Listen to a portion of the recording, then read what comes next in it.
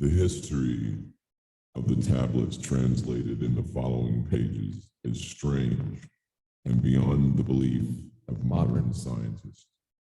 Their antiquity is stupendous, dating back some 36,000 years BC.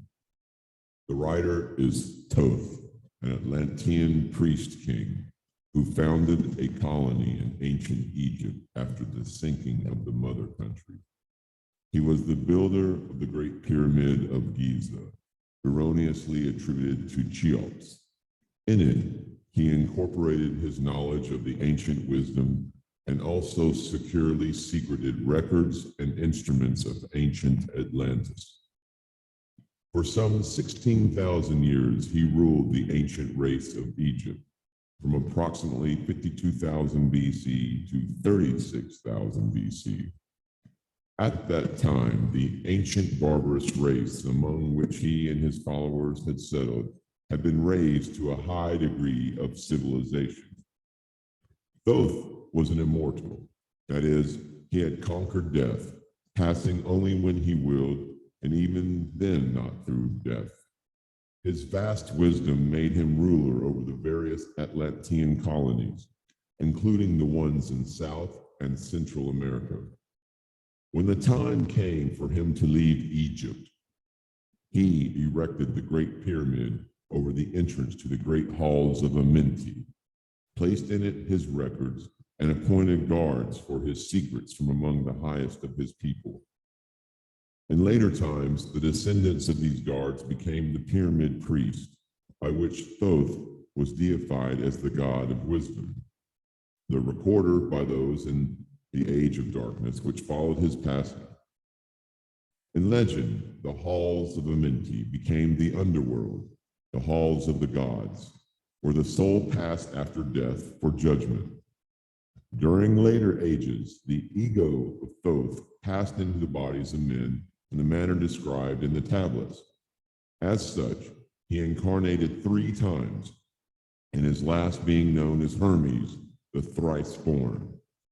In this incarnation, he left the writings known to modern occultists as the Emerald Tablets, a later and far lesser exposition of the ancient mysteries. The tablets translated in this work are 10, which were left in the Great Pyramid in the custody of the pyramid priests. The 10 are divided into 13 parts for the sake of convenience. The last 2 are so great and far-reaching in their import that at present it is forbidden to release them to the world at large. However, in those contained herein are secrets which will prove of inestimable value to the serious student. They should be read not once, but 100 times, for only this can the true meaning be revealed. A casual reading will give glimpses of beauty, but more intensive study will open avenues of wisdom to the seeker. But now a word as to how these mighty secrets came to be revealed to modern man after being hidden so long. Some 1,300 years BC, Egypt, the ancient Khem, was in turmoil, and many delegations of priests were sent to other parts of the world. Among these were some of the pyramid priests who carried with them the emerald tablets as a talisman, by which they could exercise authority over the less advanced priestcraft of races descended from other Atlantean colonies. The tablets were understood from legend to give the bearer authority from Thoth. This particular group of priests bearing the tablets immigrated to South America, where they found a flourishing race, the Mayas, who remembered much of the ancient wisdom. Among these, the priests settled and remained. In the 10th century, the Mayas had thoroughly settled the Yucatan, and the tablets were placed beneath the altar of one of the great temples of the sun god. After the conquest of the Mayas by the Spaniards, the cities were abandoned and the treasures of the temples forgotten. It should be understood that the Great Pyramid of Egypt has been and still is a temple of initiation into the mysteries. Jesus, Solomon, Apollonius, and others were initiated there. The writer, who has a connection with the Great White Lodge, which also works through the pyramid priesthood, was instructed to recover and return to the Great Pyramid the ancient tablets. This, after adventures which need not be detailed here, was accomplished. Before returning them, he was given permission to translate and retain a copy of the wisdom engraved on the tablets.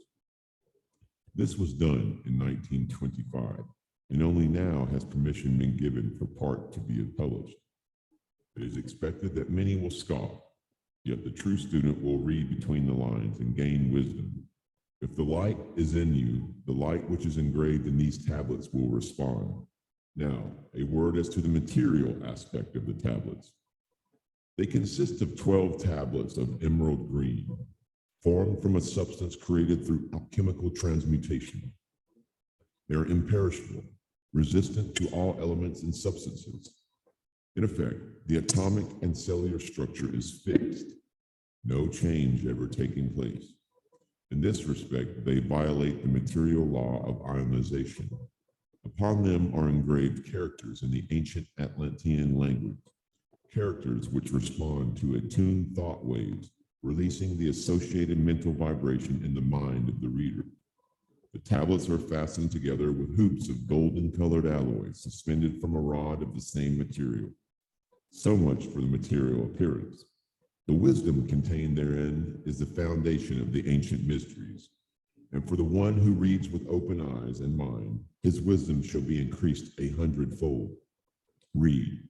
Believe it or not, but read. And the vibration found therein will awaken a response in your soul. In the following pages, I will reveal some of the mysteries which as yet have only been touched upon lightly, either by myself or other teachers or students of truth. Man's search for understanding of the laws which regulate his life has been unending, yet always just beyond the veil which shields the higher planes from material man's vision, the truth has existed, ready to be assimilated by those who enlarge their vision by turning inward, not outward in their search. In the silence of material senses lies the key to the unveiling of wisdom. He who talks does not know. He who knows does not talk. The highest knowledge is unutterable, for it exists as an entity in lanes which transcend all material words or symbols. All symbols are but keys to doors leading to truth, and many times the door is not open because the key seems so great that the things which are beyond it are not visible.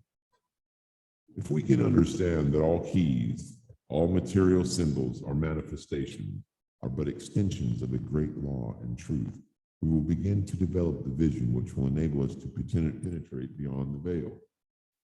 All things in all universes move according to law. And the law which regulates the movement of the planets is no more immutable than the law which regulates the material expressions of man. One of the greatest of all cosmic laws is that which is responsible for the formation of man as a material being. The great aim of the mystery schools of all ages has been to reveal the workings of the law, which connect man the material and man the spiritual. The connecting link between the material man and the spiritual man is the intellectual man, for the mind partakes of both the material and immaterial qualities.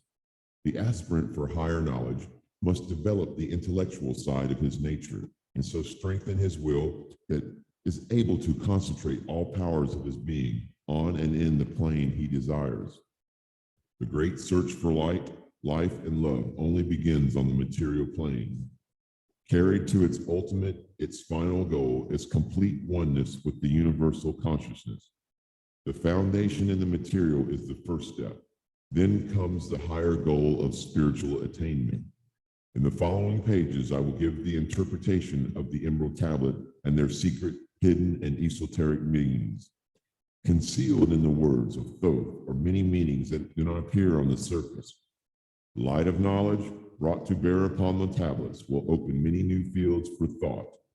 Read and be wise, but only if the light of your own consciousness awakens the deep-seated understanding which is an inherent quality of the soul.